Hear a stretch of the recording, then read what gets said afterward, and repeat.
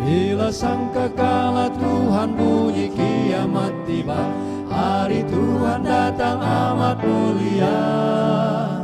Bila orang salehlah di seberang dikumpulkannya, dan nama dipanggil aku di sana. Bila namaku dipanggil di seberang sungai mulia, aku harus bersedia. Bila namaku dipanggil ku ada. Mari kita kerja bagi Tuhan setiap hari. Mari kabarkan hal kebangkitannya. Bila kiamat tiba tugas kita selesailah, dan nama dipanggil aku di sana. Bila namaku dipanggil di seberang sungai mulia, aku harus bersedia. Bila namaku dipanggil ku ada.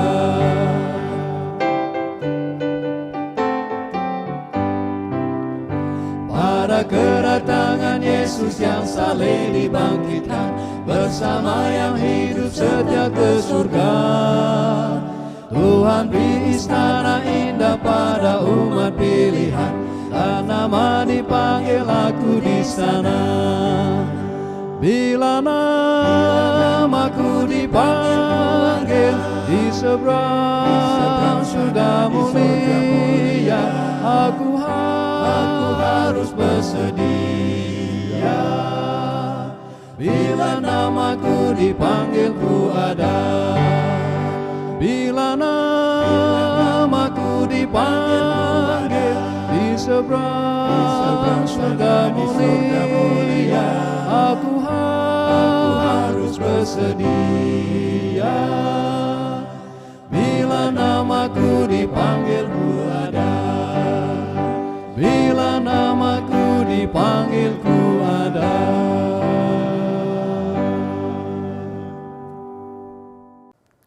Selamat bersahabat dan salam kasih dalam Yesus Kristus Tuhan kita. Berjumpa lagi kita kali ini di mana Anda berada. Sebelum kita teruskan, mari kita bersatu di dalam doa. Tuhan Allah Bapa kami yang bersemayam di kerajaan syurga, pada pagi yang sangat indah ini Tuhan, kami akan mendengar firman-Mu Tuhan. Dan sebelum kami mendengar firman Tuhan, kami mengundang Roh Kudus Tuhan bersama dengan kami semua, di mana saja kami mengikuti siaran ini Tuhan. Pimpinlah kami dengan Roh Kudus-Mu, dan biarlah apa yang akan kami memperdengarkan nanti dan lihat boleh menguatkan iman kami supaya kami berani sebagai seorang Kristian Tuhan. Ampunilah semua dosa kami Tuhan, dalam nama Yesus saya berdoa. Amin. Tajuk khotbah kita pada kali ini ialah keberanian Kristen atau keberanian pengikut Yesus. Dan ayat inti kita adalah daripada buku Yesaya 41 ayat 10 yang berbunyi begini. Janganlah takut sebab aku menyertai engkau. Janganlah bimbang sebab aku ini adalah Allahmu. Aku akan meneguhkan bahkan menolong engkau. Aku akan memegang engkau dengan tangan kananku yang membawa kemenangan. Ini adalah daripada versi Alkitab terjemah baru. Mari kita lihat kepada tafsiran keberanian. Keberanian mental dan moral adalah kekuatan yang membolehkan seseorang untuk menerokai, bertekun dan bertahan dalam berbagai keadaan yang berbahaya. Ada orang berkata, keberanian adalah tanda kelakian yang sehat. Anda percaya atau tidak? Ada yang berani dan ada juga yang pengecut ataupun penakut. Ada yang berani secara fizikal tetapi kurang dalam keberanian moral.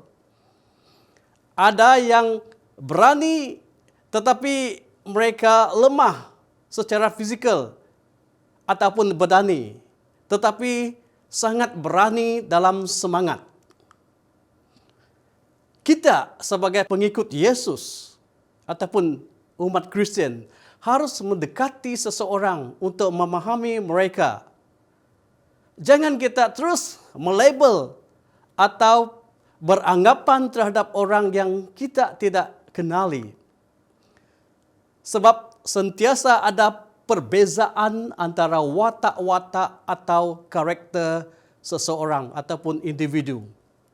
Namun, kekristenan Alkitabiah enggan menerima itu sebagai penghalang terakhir. Ia mengaku untuk mengatasi kekurangan semula jadi dan kecacatan pada manusia. Saudara dan saudari dalam Yesus pada masa yang susah adalah baik bagi kita untuk mempertimbangkan keberanian Kristian. Di manakah kita akan menerima kekuatan keberanian ini? Mari kita huraikan. Keberanian menerima kekuatannya daripada iman hidup yang aktif. Ya, nombor 1. Contoh yang pertama yang boleh kita lihat adalah keberanian Raja Daud untuk melawan Goliat. Sebelum Daud menjadi raja, Daud masih seorang gembala bapaknya. Ya, tetapi keberanian yang ada di diri Daud ini, di dalam Daud ini adalah berdasarkan apa? Berdasarkan iman yang jelas pada Tuhan yang hidup. Ini kita boleh dapati di slide kita lihat di 1 Samuel 17 ayat 40 hingga 50. Kita boleh baca 10 ayat ini. Tetapi kita ingin mengambil satu ayat daripada ayat 50 yang berbunyi begini. Demikianlah Daud mengalahkan orang Filistin itu dengan umban dan batu. Ia mengalahkan orang Filistin itu dan membunuhnya tanpa pedang di tangannya. Ya, jadi jelas di sini kita lihat bahwa apa yang ada di dalam diri Daud ini yang masih remaja ini adalah iman. Iman yang sangat jelas kepada Tuhan yang hidup. Dan kita lihat contoh yang kedua adalah Queen Esther. Mempunyai kepercayaan yang sama ketika dia mengadai nyawanya untuk menghadapi raja. Kalau kita lihat di Esther 4 ayat 16. Ia berbunyi begini, kita lihat di slide. Pergilah, kumpullah semua orang Yahudi yang terdapat di Susan dan berpuasalah. Dan janganlah makan dan minum 3 hari lamanya, baik waktu malam, baik waktu siang. Aku serta dayang-dayangku pun akan berpuasa demikian. Dan kemudian aku akan masuk menghadapi raja. Sesungguhnya berlawanlah dengan undang-undang. Ya, kalau terpaksa aku mati, Esther katakan, biar aku mati. Jadi kita lihat apa yang dimiliki oleh Queen Esther ini adalah kepercayaan kepada Tuhan. Ya, dia sanggup mengadai nyawanya. Tidak tahu apa akibatnya apabila dia menghadapi raja ini. Dan contoh yang ketiga, mari kita lihat. Ini berlaku kepada Jokobed. Kalau kita baca di Keluaran 2, ayat 1 sehingga ayat 14, kita boleh baca cerita Jokobed, yaitu ibu kepada Musa. Bagaimana di cerita ini? Dengan keberanian ibu Musa ini yang bernama Jokobed, yang menenun bakul dan meletakkan bayi Musa di dalam bakul itu. Dan dibenarkan kakaknya untuk melihat keadaan kotak ataupun bakul ini di sungai Nil.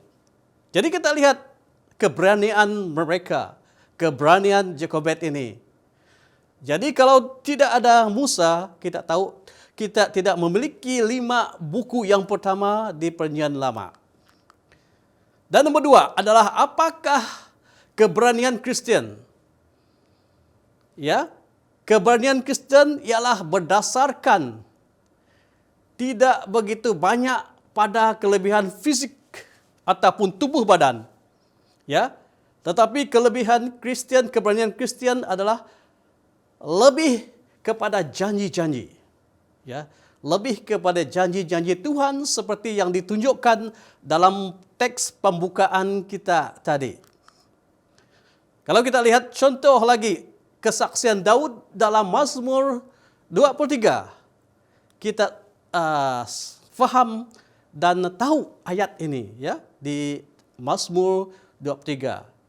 Ada di kalangan kita boleh hafal ayat ini adalah Tuhan adalah gembalaku, tidak kekurangan aku. The Lord is my shepherd, I shall not want. Dan juga keberanian kekristenan ini terletak pada firman Allah. Kalau kita lihat di buku Mazmur sekali lagi, kita lihat di slide. Mazmur 73 ayat 1 hingga 26. Kita ambil daripada ayat 24 sehingga 26 sahaja. Dengan nasihat-Mu engkau menuntun aku, dengan kemudian engkau mengangkat aku ke dalam kemuliaan. Ayat 25 mengatakan, siapa gerangan ada padaku di syurga selain engkau? Selain engkau tidak ada yang kuingini di bumi, kata si Daud. Dan ayat 26, Raja Daud mengatakan, sekalipun dagingku dan hatiku habis, lenyap, gunung batuku dan bahagianku tetaplah Allah selama-lamanya. Jadi kita lihat di sini bahwa Raja Daud memang letak keberaniannya dalam firman Allah setiap hari dalam kehidupannya. Dan Tuhan membuat perbezaan yang besar dan kekal. Kita memikirkan Said, umat Kristian semasa zaman kegelapan, the Dark Ages. Mereka mati Said ini, mereka yang bertahan dalam Yesus dan sanggup menggadai nyawanya, menggadai nyawa mereka. Jadi kalau kita lihat di Ibrani 11, daripada ayat 33 hingga 40, tetapi saya ambil di sini. Kita boleh lihat slide. Ayat 36 mengatakan ada yang diolok-olok dan dicampuk. Ada juga yang dirantai dan dipenjarakan. Di Ibrani ayat 11 ayat 37 mengatakan ada yang direnjam sehingga mati. Ada yang dipotong menjadi dua dengan gergaji. Dan ada pula yang dibunuh dengan pedang. Mereka menggembara dengan berpakaian kulit domba atau kambing. Mereka miskin, dianiayai dan diseksa. Dan ayat 38 dari pasal Ibrani 11 mengatakan dunia ini bukan tempat yang layak bagi mereka. Mereka menggembara seperti pelarian di padang gurun dan di bukit-bukit. Mereka tinggal di dalam gua dan lubang-lubang di tanah. Jadi kita lihat mereka yang mati syahid ini, mereka ini betul-betul umat Yesus, pengikut Yesus yang sejati. Ini berlaku di zaman kegelapan, the Dark Ages. Dan pada masa kesedihan dan keperitan, Tuhan akan membekalkan rahmat ya yang kita perlukan untuk bertahan. Kita lihat contohnya, suatu contoh yang sangat baik adalah Nabi Ayub. Kalau kita fikirkan, kita bayangkan Nabi Ayub ini, Job semasa kegelapan hidupnya, bahwa musibah datang melawat dia dalam satu hari dan dia kehilangan semuanya. Jadi kalau kita lihat di buku Ayub 2 ayat 21 dan juga 13 hingga 15, kita boleh baca di buku Ayub. Kita lihat, kita perhatikan kesengsaraan yang iblis ataupun setan datangi kepada Nabi Ayub. Tetapi Ayub bertahan. Ayub bertahan dan tidak menyalahkan Tuhan.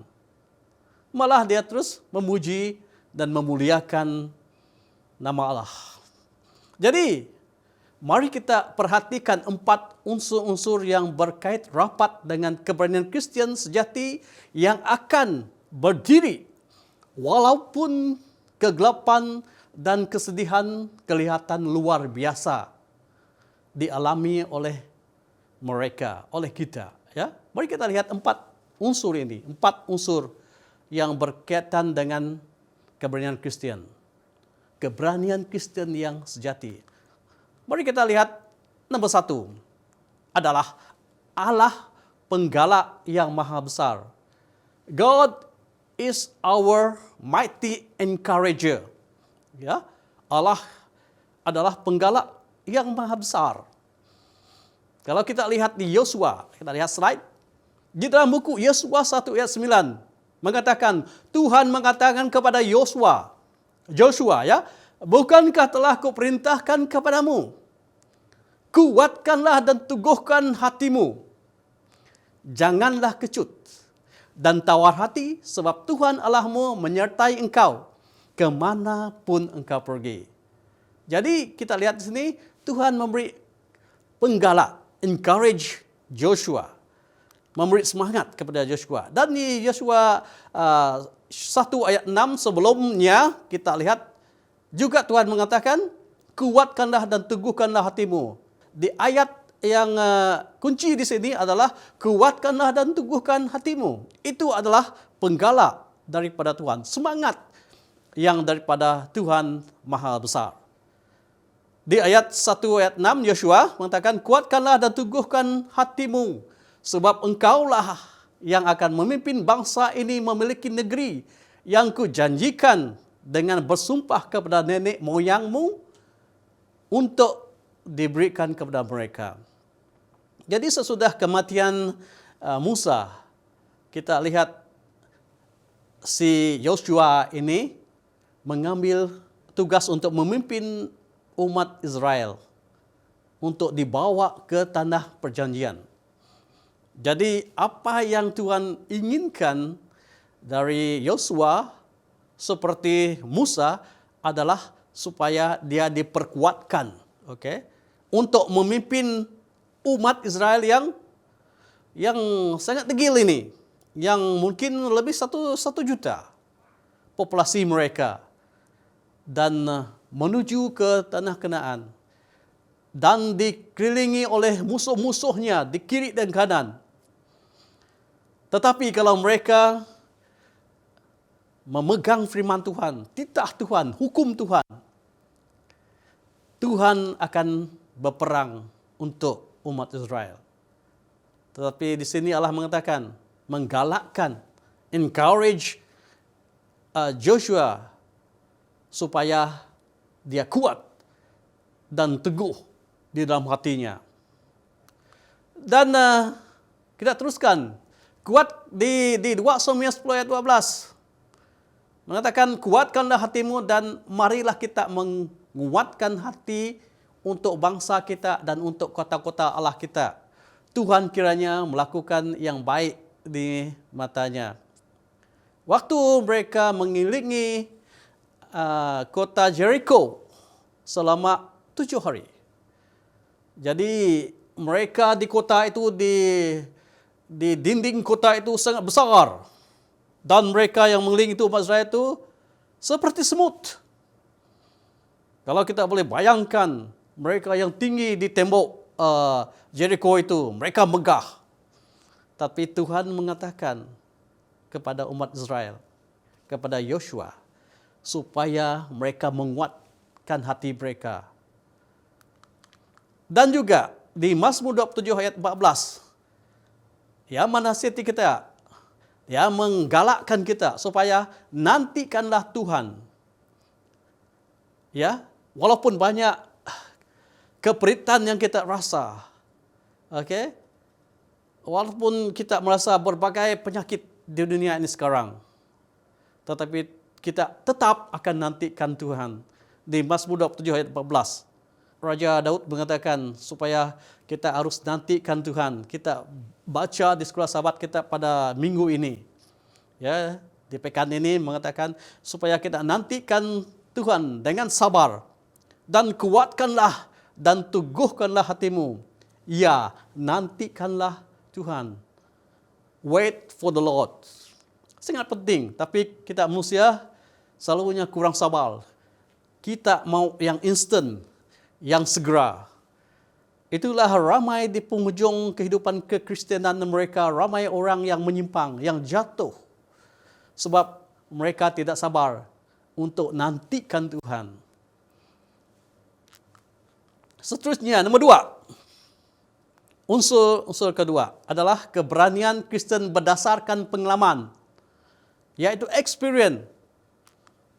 Ya, di Kisah 4 ayat 19 kita lihat murid-murid berada di sekolah Kristus, ya, dan di sana mereka belajar menghadapi kesukaran hidup yang menjadikan mereka said, yang layak untuk Kristus. Jadi ramai daripada murid Yesus yang dibunuh, yang diambil nyawa mereka, ya. Jadi mereka ini adalah mati syahid untuk Yesus. Jadi contohnya Petrus dan Yohanes kalau kita lihat di Kisah 4 ayat 19. Dan juga Paulus dan Silas waktu mereka dipenjarakan. Ya. Di Kisah 16 20 hingga 29 kita boleh baca ceritanya, dan Paulus sendiri, ya, sesudah ia menjumpai Yesus dan menjadi missionary yang termasyhur yang pernah hidup di Kisah 21 ayat 13. Jadi mereka ini berdasarkan keberanian Kristen mereka dalam pengalaman yang mereka miliki. Ya, di dalam pengalaman yang mereka miliki. Iman mereka sudah dicobai dan mereka bertahan sampai ke ujung kehidupan mereka. Nomor 3, keberanian Kristen diperolehi di sekolah doa. Ya. Ada yang berkata dengan jujur, doa yang bersungguh-sungguh dan lazim membuat perbezaan yang besar. Ya. Doa yang bersungguh-sungguh. Artinya doa yang tak putus-putus dan lazim, yaitu yang selalu make the difference, ya, membuat perbezaan yang besar. Kita lihat contoh. Kita lihat kepada reformer yang bernama Martin Luther di Worms, dan dia berdoa, ya, doanya sepanjang malam.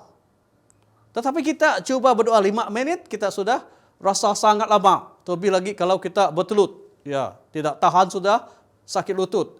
Tetapi si Martin Luther ini, dia sangat tekun di dalam doanya, bersungguh-sungguh dan lazim, tidak putus-putus. Waktu dia di Worms, okay, dia berdoa sepanjang malam. Berapakah kita di kalangan kita berdoa sepanjang malam? Berdoa dan berpuasa. Contoh, dan kita masih ingat doa Musa, ya, waktu Musa bertempur, umat Israel bertempur dengan Amalek di Keluaran 17 ayat 11. Ya, kita lihat slide. Waktu dia mengangkat tangannya untuk doa, mengangkat tangannya di dalam pertempuran melawan Amalek, ya, umat Israel boleh pergi ke depan untuk mengalahkan, menolakkan musuh mereka.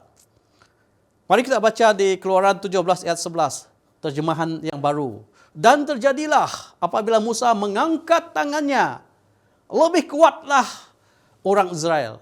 Tetapi apabila dia menurun tangannya, lebih kuat lagi orang Amalek mengalahkan mereka. Jadi Musa harus mengangkat tangannya sampai lemah dan mereka lain menolong untuk angkat tangan Musa. Dan mereka berperang mengalahkan orang Amalek yang sangat ramai, banyak itu. Ya. Jadi kita lihat mengangkat tangan ini ke surga ini melambangkan doa. Doa yang dilayangkan oleh Musa dan pemimpin umat Israel waktu mereka berperang melawan musuh mereka Amalek. Selain itu, terdapat ramai dalam saksi ini yang melewati kesusahan besar, tetapi mereka bertahan kerana mereka tetap berdoa. Ya. Jadi untuk kita umat Kristen sekarang, kita harus berdoa, bersedia dan berdoa senantiasa, kata Rasul Paulus. Ya. Jadi saya memikirkan sebagian daripada mereka yang kehilangan pencari nafkah mereka. Ya, hidup mereka susah. Namun mereka menang melalui banyak doa. Ramai kita tahu ya, saudara mara kita, rakan kita yang kehilangan ibu bapa. Ada yang meninggal bapa yang pencari nafkah, the breadwinner di dalam keluarga itu. Dan terpaksalah ibu yang masih hidup itu menyerah anak dia dengan bekerja. Ada juga yang dua-dua mati, meninggal dalam aksiden dalam kereta, tinggalkan anak-anak. Kita dengar banyak kisah, cerita benar, ya. Jadi apa yang mereka ada adalah mereka harus banyak bersabar dan berdoa. Jadi berdoa ini sangat penting, saudara-saudari. Ia adalah seperti nafas kita. Nafas kita. Kalau kita tidak bernafas, kita akan mati dalam lebih 4 minit. Kalaupun hidup masih 4, 5, 6 minit, mungkin banyak sel otak kita akan mati. Dan kita akan kehilangan ingatan. Begitulah doa. Kalau kita tidak berdoa, sedikit penjumpai datang kita akan jatuh. Ya. Dan nomor 4 adalah kasih sayang dan kedamaian Tuhan di dalam hati membolehkan kita menghadapi pentumpuran kehidupan dengan keberanian yang diperbaharui. Ya. Kasih sayang, love of a mother, kasih seorang ibu berani menepuhi apa saja bahaya yang boleh mengancam keselamatan anaknya. Kalau kita lihat di gambar, ada seseorang ibu di India itu menyelamatkan anak dia. Ya, di waktu banjir sampai air sudah melimpah ke hidungnya. Ya, melintasi banjir itu untuk menyelamatkan anak yang digendong di bahunya. Ya, jadi kita lihat kasih sayang dan kedamaian Tuhan di dalam hati membolehkan kita umat Kristen menghadapi pertempuran kehidupan dengan keberanian, ya, yang diperbaharui. Kadang-kadang kita takut, tetapi kita berdoa, percaya kepada Tuhan, dan kita diberikan kedamaian. Seperti yang ditinggalkan orang yang dikasihi. Jadi apa yang kita doakan adalah kedamaian, pengharapan, supaya mereka boleh menghadapi waktu mereka yang sedih. Ya. Dan kita juga lihat contohnya John Huss. Waktu dia dibakar di stake, di tempat pembakaran itu, di tepi jalan itu. John Huss menyanyikan lagu doa sebelum dia dibakar di tepi jalan. Oleh kenapa? Oleh kerana kasih Yesus dalam hatinya membawa kedamaian dan keberanian. Jadi dia tidak rasakan api itu panas. Tetapi apa yang dirasakan adalah kedamaian yang dia terima. Dan dia lihat syurga terbuka. Ya, dan juga di Kidung Agung 8 ayat 6 mengatakan, kerana cinta kuat seperti maut. Orang bijak yang pernah hidup, yaitu Raja Salomo yang menulis Kidung Agung ini, mengatakan kerana cinta lebih kuat seperti maut. Akhirnya keberanian Kristen didasarkan pada janji-janji Tuhan. Masa dulu, masa sekarang, dan masa hadapan, masa yang akan depan, yang akan datang. Ya, jadi janji-janji Tuhan ini. Jadi kita orang Kristen berani sebab janji-janji Tuhan yang kita baca di Alkitab, ya, yang kita percaya, seperti janji Tuhan yang menyediakan tempat tinggal kita di syurga dan dunia yang baru di mana tidak ada penyakit, tidak ada COVID lagi. Okey, kita tidak payah menggunakan pelitup muka lagi di sana. Di sini kita pergi ke shopping mall, kita mesti pakai itu, ya. Tetapi di syurga kita bebas, tidak ada penyakit. Jadi janji-janji Allah ini yang kita baca dari kitab masa lalu, yang kita baca sekarang, dan di buku Wahyu di masa akan depan, masa yang akan datang, memberikan kita keberanian untuk menghadapi masa depan. Jadi keberanian Kristen adalah berdasarkan janji Tuhan masa lalu, masa sekarang, dan masa depan. Jadi sebelum kita menamati khutbah ini, saya ingin membuat kita untuk merangkumkan apa yang kita telah belajar, ya. Pertanyaan pertama tadi, apakah keberanian Kristen?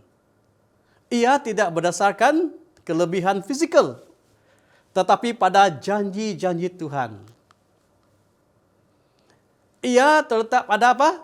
Ia terletak pada firman Tuhan, firman Allah. Nombor 2, ia berdasarkan ketakutan kepada Tuhan daripada takut pada manusia.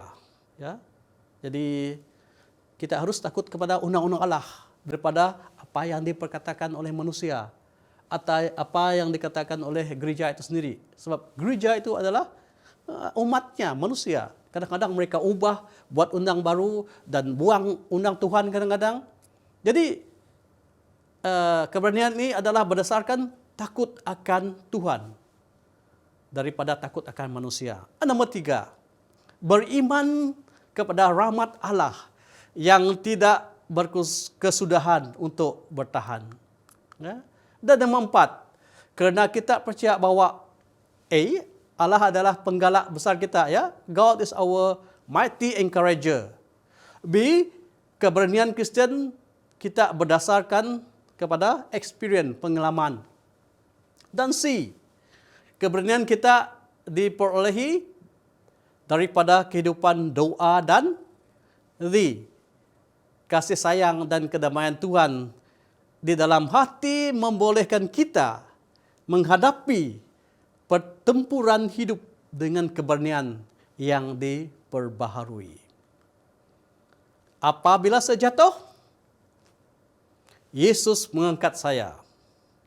Apabila saya jatuh dalam dosa, Yesus memaafkan saya. Apabila saya hilang, Yesus adalah jalan. Dan apabila saya takut, Yesus adalah keberanian saya yang tidak akan pernah meninggalkan kita dalam apa saja keadaan. Yesus adalah keberanian kita. Semoga Tuhan terus memberkati kita dengan firman-Nya ini. Tuhan memberkati kita semua. Amin.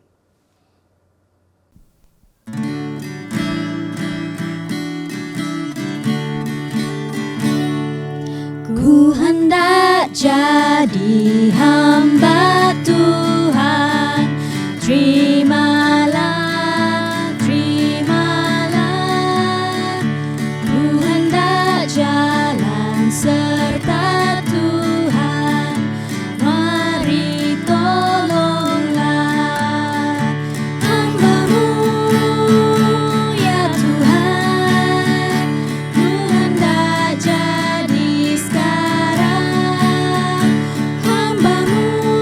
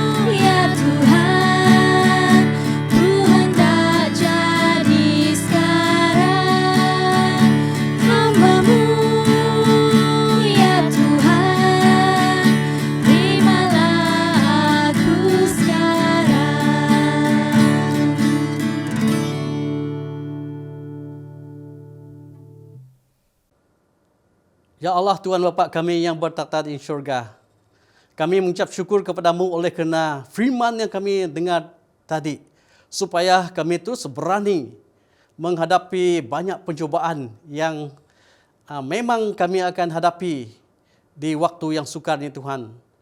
Tuhan, pimpinlah kami, mereka yang dapat menyaksikan rancangan ini di mana saja mereka berada, supaya mereka akan berani menghadapi pencobaan, terlebih lagi daripada iblis Tuhan, dan juga daripada manusia yang ingin menjatuhkan iman kami Tuhan.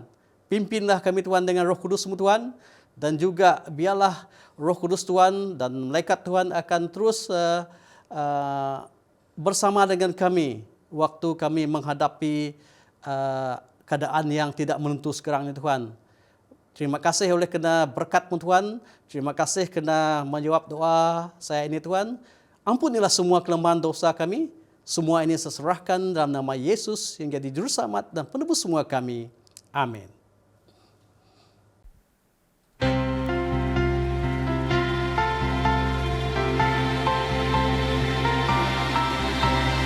Dengar malaikat puji dengan suara yang merdu, diberi selamat di bumi oleh Raja yang baru. Bangsa sekalian bersuka, nyanyi dan gembiralah. Yesus anak Rahim, jadinya di Bethlehem. Yesus anak Rahim, jadinya di Bethlehem.